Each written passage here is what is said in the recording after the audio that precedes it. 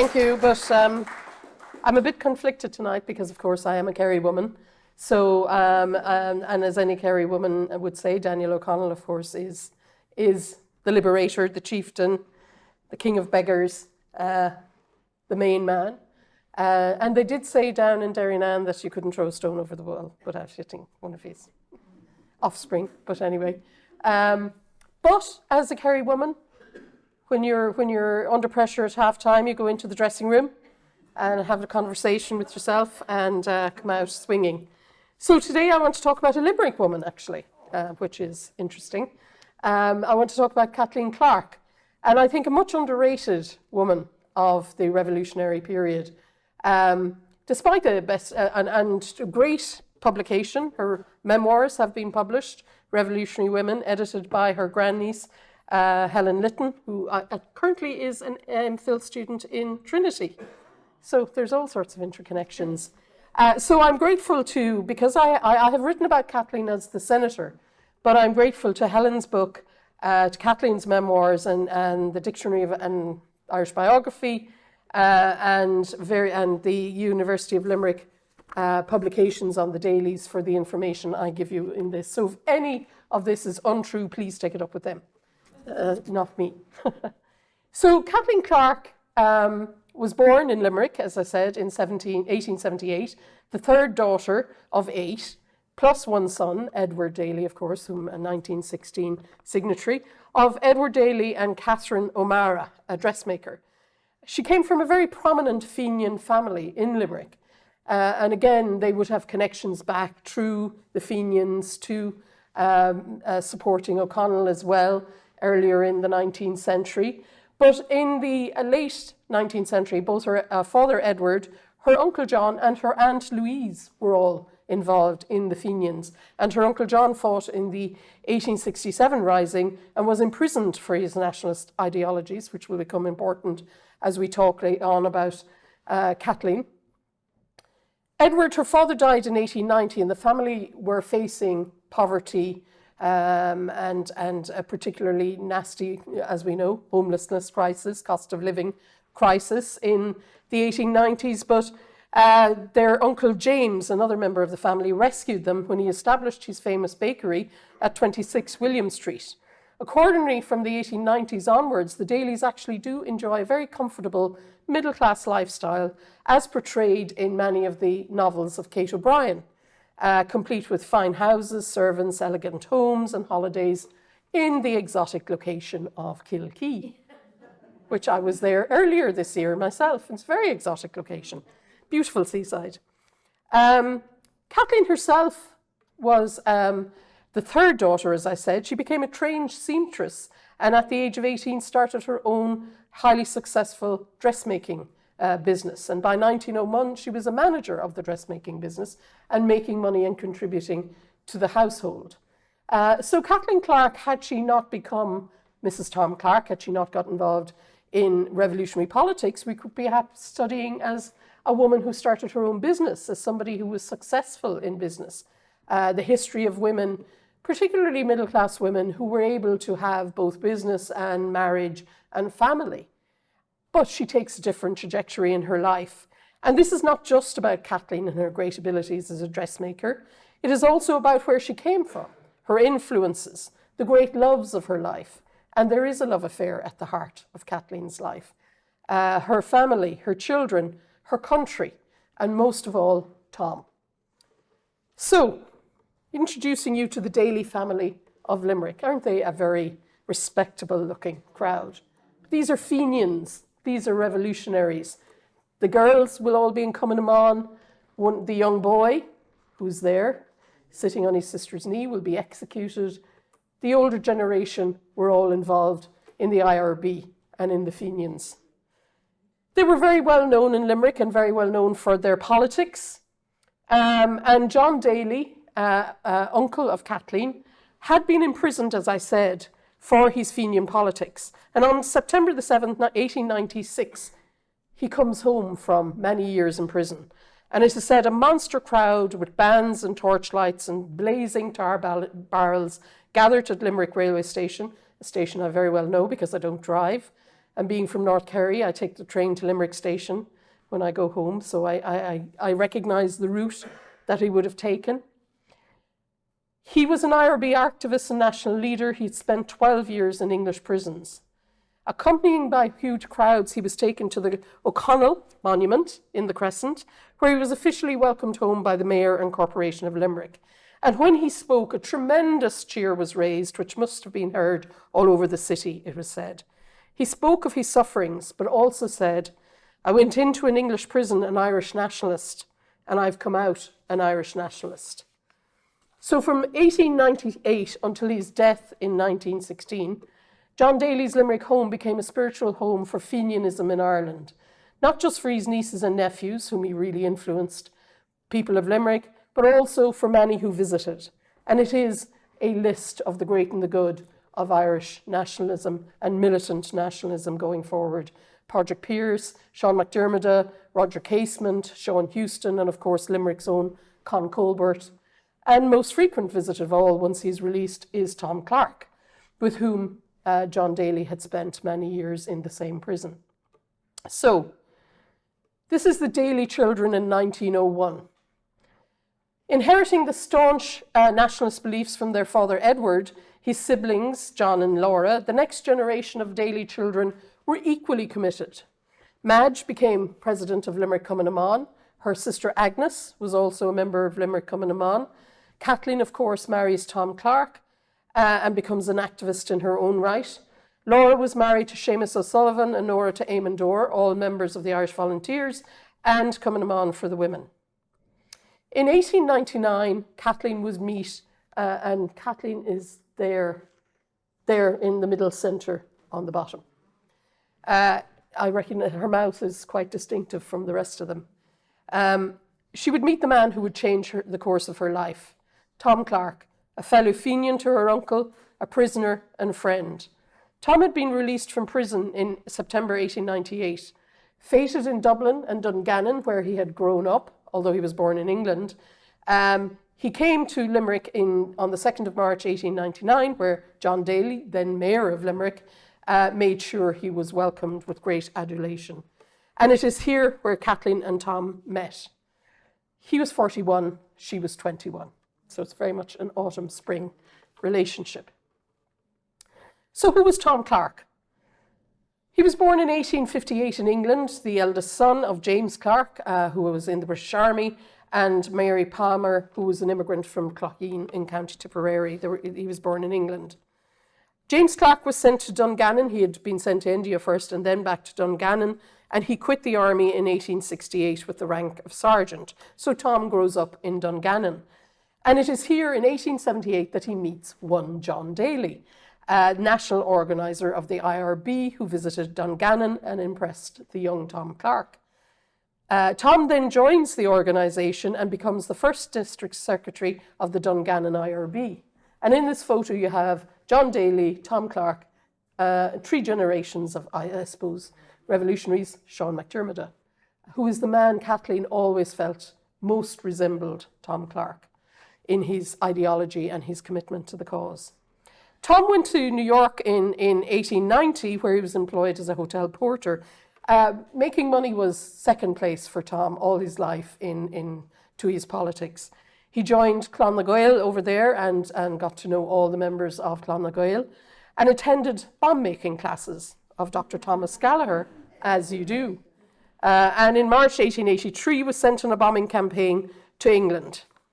Unfortunately, he was spotted in London carrying a suspiciously heavy black bag, and he was arrested in April 1883 with Gallagher in possession of some explosives. In June 1883, he was convicted of treason, felony, and sentenced to penal servitude for life. This was a particularly severe sentence, and the prison he spent most of his time in, Chatham, was a particularly severe prison, where they had hard labour, little exercise, enforced silence among the prisoners. But there's also harassments, torture, you could say, like interruptions of sleep and frequent punishments for infringing prison rules. Several Fenian prisoners succumbed under this. Many of them lost their minds, some committed suicide, Others went insane, basically, and were then committed to places for treatment for insanity. But Tom managed to keep himself fairly sane, thanks to his own mental resilience, he writes about it, and the support of his fellow inmates like John Daly, who is now in prison with him, convicted on dynamiting charges. He's released in 1898, but he's released, like Daly, an Irish nationalist he went in and an Irish nationalist he came out. Even more convinced of the rightness of the trajectory he was on. There is a segment in Kathleen's book that I'd like to read to you. This is her memoir, Revolutionary Woman.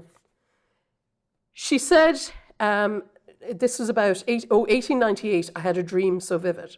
She went in the dream, she goes into a church, and a ray of sunlight comes up the central aisle, and someone came in and walked up the central aisle while she's kneeling there. Turning to the right, he stumbled over a chair as I was done, come over to where I was kneeling and knelt down beside me. It was a man I had never seen before, yet he leaned towards me and said, "Ah, I knew I would find you. You thought to escape me." And then the dream ended. I thought I'd forgotten all about it, but when I met Tom Clarke, my dream came vividly before me. Apart from the colour of his hair, he was the man in my dreams, and I had never seen a picture or photograph of him. So when she meets Tom Clarke, he's had 15 years in prison. He is a man that is not, a young, dark-haired man. Even though he's 41, he looks much older. And the Daly family are not very supportive of the match to be made with their 21-year-old daughter, Kathleen, the successful dressmaker. Initially, she herself was not too impressed with him. She said he was emaciated and stooped from long imprisonment and hardship. But as they got to know each other, she was won over. And by the time he left for America, she says, we'd become intimate enough to agree to correspond with each other. Even though the Daly family weren't too impressed with him, they really supported his politics and his friendship with John, but to marry their 21-year-old, not so much. However, in the summer of 1899, the family went on the annual long stay in Kilkee, and Tom took lodgings nearby. I suppose this is Tinder for 1899. And they agreed to walk and talk on the beach. In the end, she was determined on marriage despite her family. And in 1900, Tom returned for New York, and they corresponded daily. But by July 1901, she's on a ship on the way to New York. And they get married there with John McBride as best man and John Devoy, leader of Clan na Gael, in New York, among the guests. So again, politics and love and marriage is all being held together here. The Dalys, although reluctant initially to let the flower of their flock, as they called her, go to Tom Clarke, become their greatest supporters throughout the rest of their short lives together. The Clarke family would settle in New York from 1901 to 1907, and their first son, John. They had 3 sons, John, Tom, and Emmett. John was born there. For a time, they ran a shop in the city and later farmed a market garden in Manorville in Long Island. During these years, both were very active in Irish-American organisations and in promoting Irish cultural and political events, although Kathleen was at that time in bad health and very busy looking after her son. And had they stayed in New York, they probably would become very much part of the Irish-American community there, supportive of Clan na Gael. Perhaps Kathleen would eventually have joined the branch of the New York Cumann na mBan when it was set up. But Kathleen wasn't well. Tom, who had helped launch the Gaelic American where he worked as assistant editor to Devoy, resigned in 1905 to spend time supporting her and market gardening. Both did not lose their interest in Irish nationalist politics, and in 1907, with whispers in the wind of a new generation getting more engaged with the cause of Irish freedom, and they, with their sons, returned to Ireland, settling in Dublin, where again, with the help of the Dalys, they set up and ran a tobacconist shop, first at 77 Amiens Street and then at 75A Parnell Street, which really was a front for the IRB. And and it had a permanent posting of detectives outside who were noting who came in and went. And you can actually see all that on the National Archives digitized a digitized section of the National Archives website, which notes in 1916 who was going in and out of that shop. And it's a who's who of everybody who's involved in nationalist politics at this time. By 1910, both Tom and Kathleen are steeped in IRB politics, with Kathleen assisting in the production of Irish Freedom, the IRB newspaper founded in 1910. So, to go back to Kathleen, obviously Tom is a different lecturer and he's very much involved in the IRB and then in subverting, I suppose, or in getting the Irish volunteers after the First World War breaks out and the volunteers split, the rump that are left that don't follow Redmond, getting control of them, and then planning the rising, writing the proclamation, and getting involved in the rising. So what's Kathleen doing? Well, she's not just staying at home either. She said that after the Irish Volunteers were set up in December 1913 and they didn't allow women to join, she and Tom plotted to set up an organisation of women and got together a number of women, and they spent a couple of months setting it all up. And on the April the 2nd, 1914, the first meeting of Cumann na mBan is called in Wynn's Hotel on Middle Abbey Street, at which Kathleen Clarke is in attendance. As president of the Central Bench and a member of the executive, she ran first aid classes, rifle and signalling practice. She was aware of the planning the IRB was doing, so when they say the women didn't know, they did. People like Kathleen Clarke did. Markovich knew some of it. Hannah Skeffington seems to intimate that she knew some detail of what was going on. My subject of the last lecture certainly knew when she visited in December 1915 that she should be back in Dublin in Easter 1916, that something was going to happen. Her memoirs recall the week of 1916. On Tuesday 18th, she said, Tom was wild with excitement about the forthcoming rising, but she felt differently, that in fact the world was tumbling around me. I suppose the reality of what was going to happen was coming to her, because if Tom went out in a rising and it failed and he was either killed or arrested, that was the end of their marriage. He would be either dead or in jail. It turned out he was both at the end of the rising. She knew it would not be a success, as did he in many ways. And she says, it would be the end for him, but I would have to remain and bear the separation as well I could. On the night of Easter Sunday, 23rd of April 1916, she wrote, I slept in my husband's arms for the last time, knowing that he would go into battle the next day. Although a senior member of Cumann na mBan herself, she did not take part in the rising, as she had been charged by Tom and the leadership of the IRB with duties to undertake after the fight, when they might be dead or in prison. And also, unknown to Tom, she was pregnant with their fourth child. Tom and her brother, Edward Daly, were signatories to the proclamation, and both were executed after the rising. She visited him on the night before the rising. He was very happy to be getting a soldier's death. The worst fear he had was another 15 years in jail. And it remained his greatest threat. He reminded her of what to do to continue the cause. He had left a significant sum of money with her to start refunding, reorganising. He also left her with details of people she could trust to start the reorganisation of the IRB, the Irish Volunteers, and of course Cumann na mBan herself. She said in her memoirs she wished for a bullet too. But Tom said, God will help you, and your own courage, and also the children's need for you.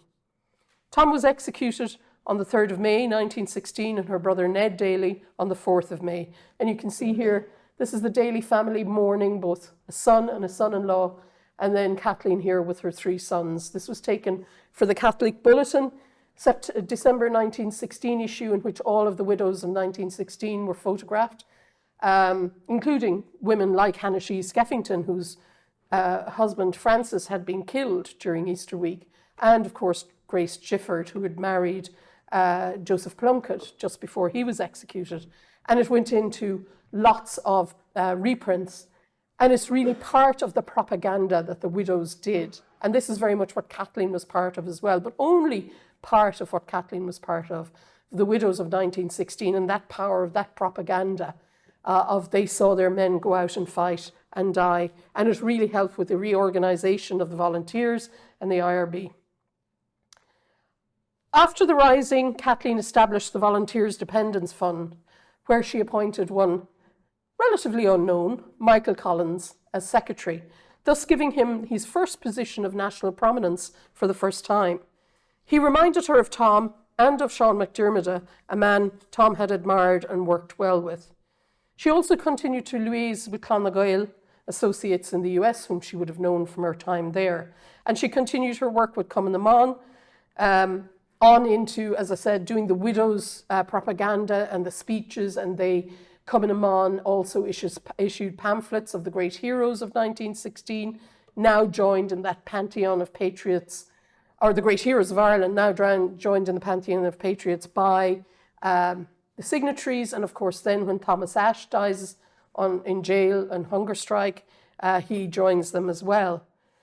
She continues her work with Cumann and is very much part of the resistance to conscription with that organisation, and participates in Law Naman in June 1917, or 1918, which is a declaration that if the British government want to really push conscription in Ireland for the war, that they're going to be met with women who will not take the place of men and go into the workplace and do all the things that the English women and the British women were doing when their men went off to war. The Irish women signed a pledge that they would not do that, and that really deals death blow to conscription. Previously, at the Sinn Féin Convention of 1917, she and other senior leaders made sure that Sinn Féin had women on their executive committee.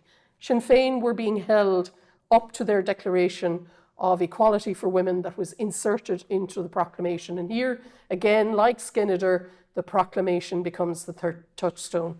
Jenny Wise-Power, Grace Gifford, Kathleen Clarke, Kathleen Lynn, all of them are campaigning to get 6 women on the executive. They end up getting 4, one of whom is Kathleen Clarke.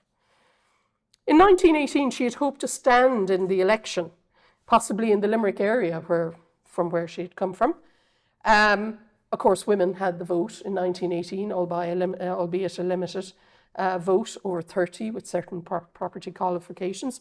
But Margaret Clarke wrote that Clarke, at then imprisoned in Holloway Jail, discovered that male machinations were prevented her from being selected, and Hannah Skeffington rejected an offer of an unwinnable constituency. So in the end, only Countess Markievicz and Winifred Carney ran for the women. And there had been suggestions of many women to run.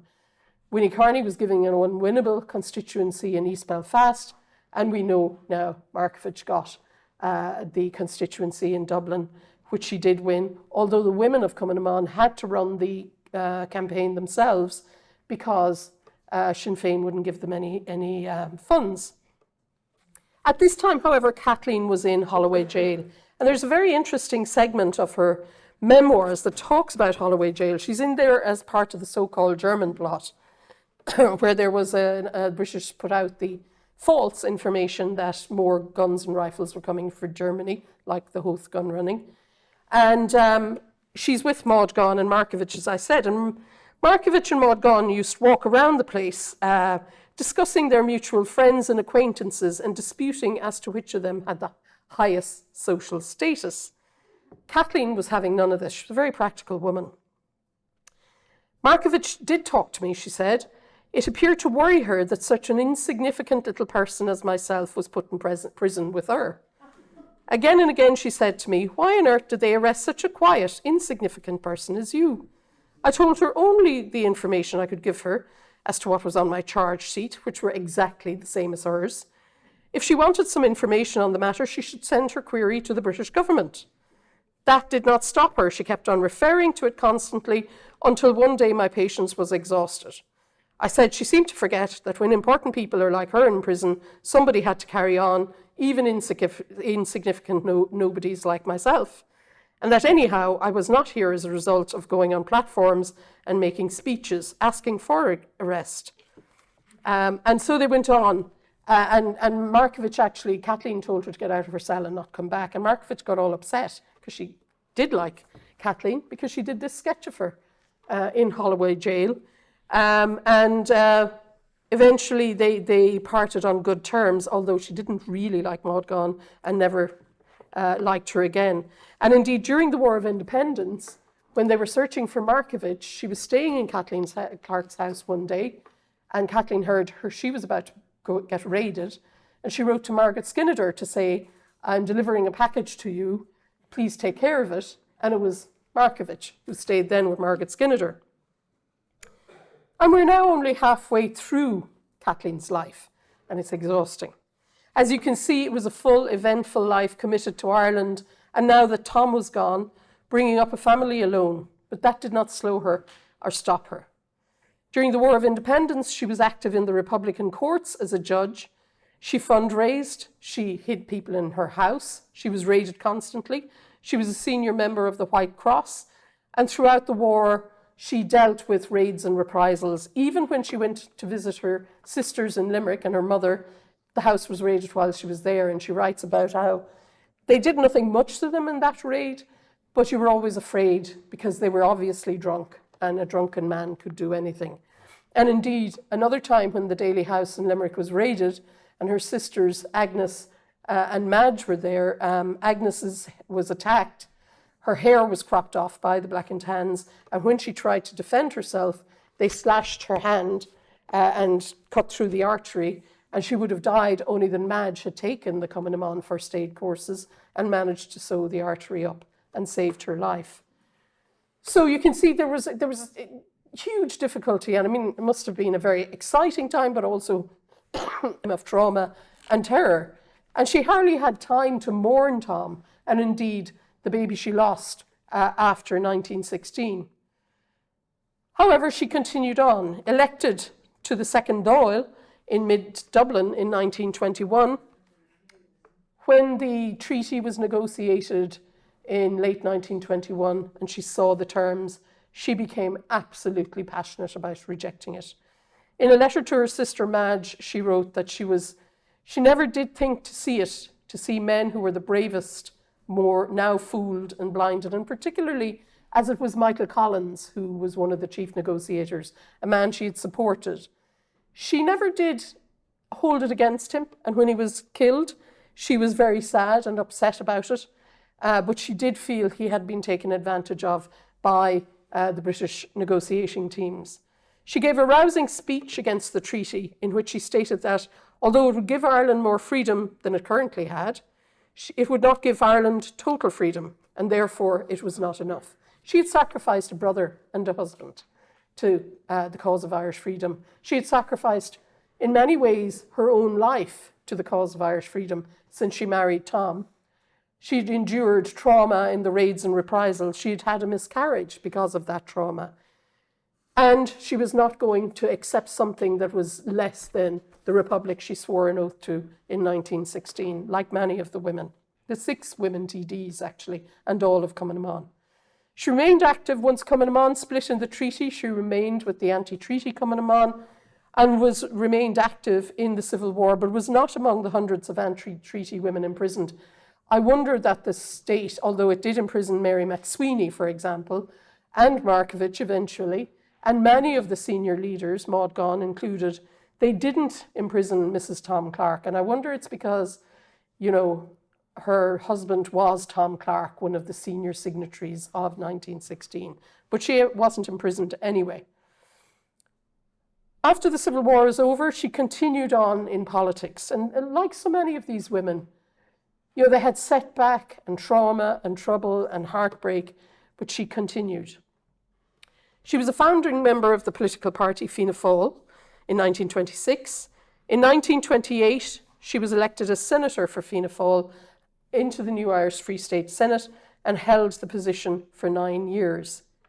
Despite the divisions among the women on the treaty, and she joined a number of pro-treaty women, Jenny Wise-Power, Eileen Costello, Kathleen Browne, in the Senate.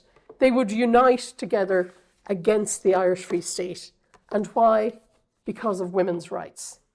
Individually or in concert with one another, they argued against much of the gendered legislation which was introduced in the 1920s and 30s culminating in their opposition to the 1937 Constitution, or more specifically, of course, to the infamous Women in the Home articles, which are still in the Constitution to this day, despite several attempts to get them taken out or put to referendum. There's still a recommendation from the Citizens' Assembly that something be done with them. Clarke remained all of her life committed to the equality for women, motivated as she was to the commitment of equal citizenship in the Proclamation of 1916, which Tom had signed. She supported the right of unmarried mothers to seek maintenance from fathers of their children. Lucky she wasn't around when Daniel was around. And to raising the age of consent in case of indecent and sexual assault. She opposed restrictions to women's employment in the Conditions of Employment Bill, and her demand for equal pay was radical for the time.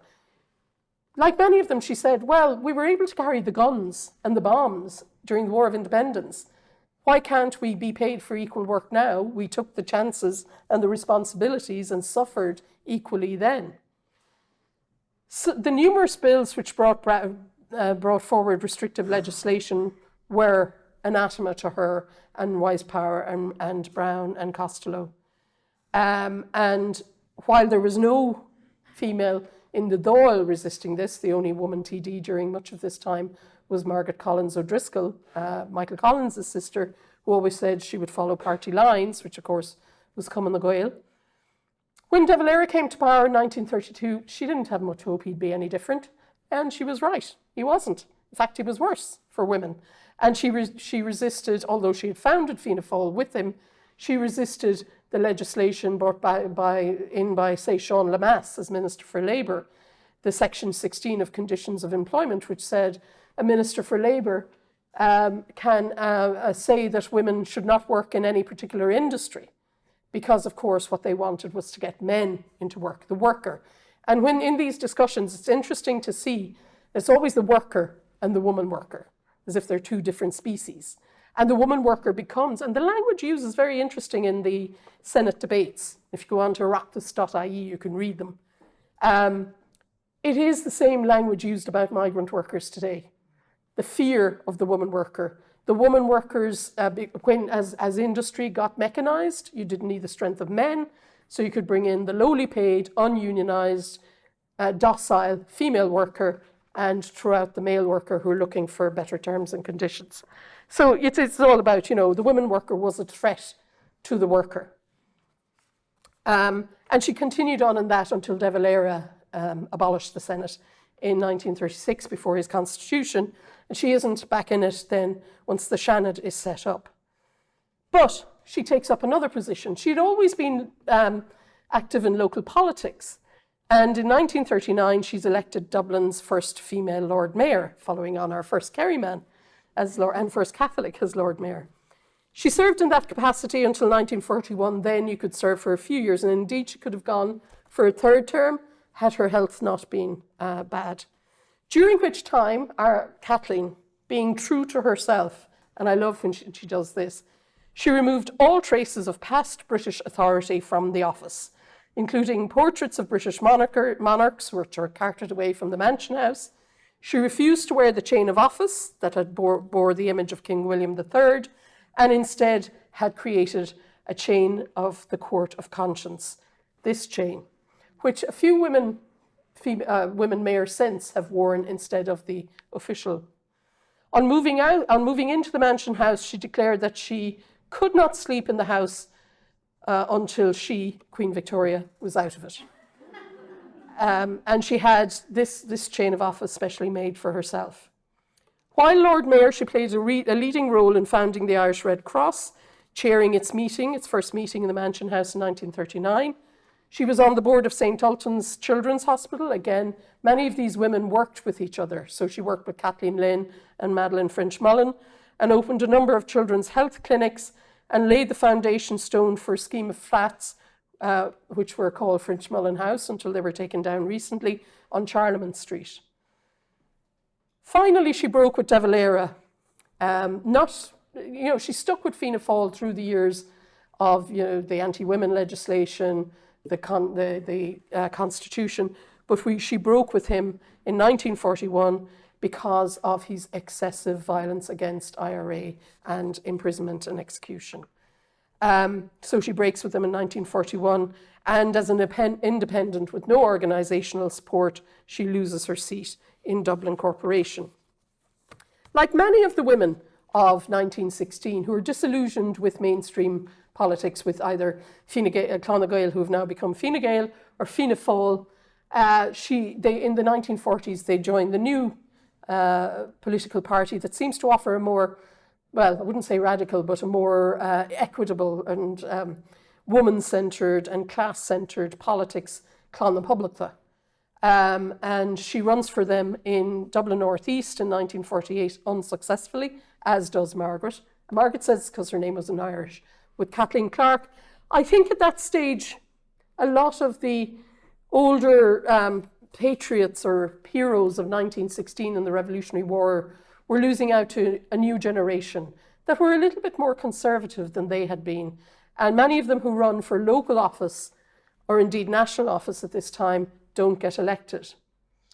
But she concentrated, never one to be defeated, she concentrated on her work for various humanitarian causes.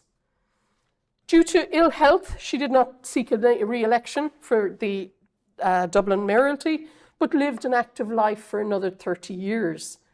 In 1966, she was given an honorary doctorate by the National University of Ireland. She was always concerned that Tom get his rightful position, and Pearse, whom she regarded as a bit of a dilettante, really, she constantly maintained that he, and not Pearse, had been president of the provisional government in 1916, and that he actually read the proclamation firstly, not Pearse, as people kept, and there are loads of letters in the paper from her, aggrieved at people talking about Pearse in that way. In 1965, she went and it was interviewed. There's a beautiful interview, you can get it on YouTube with her, this in 1966 on the 50th anniversary, and she talks about the last night she spent with Tom in Kilmainham jail and what they talked about. She didn't tell him she was pregnant because she said that might break us. They were able to say goodbye. She knew he couldn't stand being in prison, and that a bullet was probably really what was best for him if he was going to face a long time in prison. But she walked away knowing she would never see him again. And of course, she didn't even get his body to bury him because they were buried in Arbor Hill. So she talks about that in this interview. She went to live with her son Emmett in Liverpool in 1965 and died there on the 9th of September 1972 in Liverpool.